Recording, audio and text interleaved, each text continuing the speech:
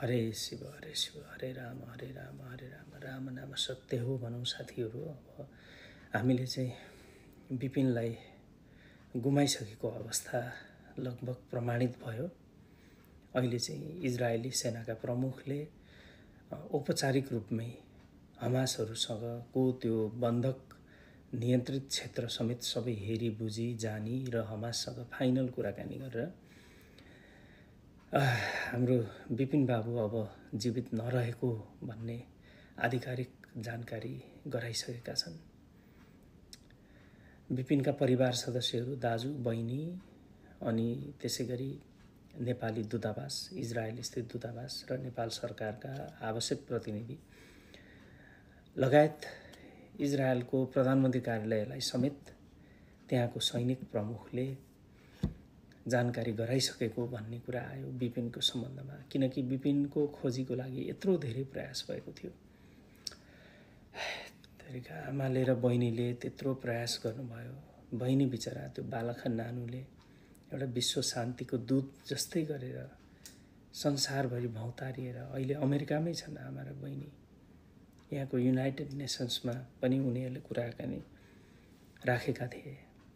होस्टेजका परिवारहरू जहाँ जहाँ जान्छन् त्यहाँ बहिनी पनि जाँदै आवाज उठाउँदै गरेकी थिइन्। तर हमासले एउटा ठुलो धोका दियो साथीहरू। इतिहासको दौरानमै उसले अनाहकमा हाम्रो नेपाली एउटा परिवार सदस्यलाई यो अवस्थामा पुर्यायो। यो मानव जाति त हुँदै होइन कि यो हमास आतंककारी भनेको यो वास्तवमै निर्दयी आतंककारी नै हो।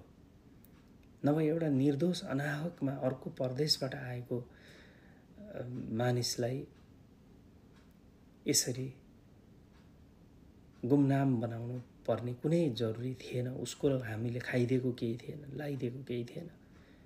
हामी नेपालीले उसको बिगारिदिएको केही थिएन। अर्को कुरा चाहिँ नेपाल सरकार पनि यो पहल गर्नमा बारम्बार निकम्मा भएकै कारणले गर्दा हामीले आज गुमाउनु पर्यो यिनलाई। र विपिन बाबु तिमी जहाँ छौ अझै पनि हामी आशा चाहिँ मार्दैनौँ है। भगवान श्री पशुपतिनाथ हुनुहुन्छ हैन। हामी अझै पनि आशा चाहिँ मार्दैनौँ। काहीँ कुनै कतै कुना कन्तरमा काहीँ भागेर छिपेर भए पनि विपिन बाबु फुत्त बाहिर आइदिएदेखि कस्तो हुन्थ्यो भन्नेमा हामी छौँ है। त्यही पनि अब इजरायलीहरूले यो फाइल क्लोज गर्ने भए।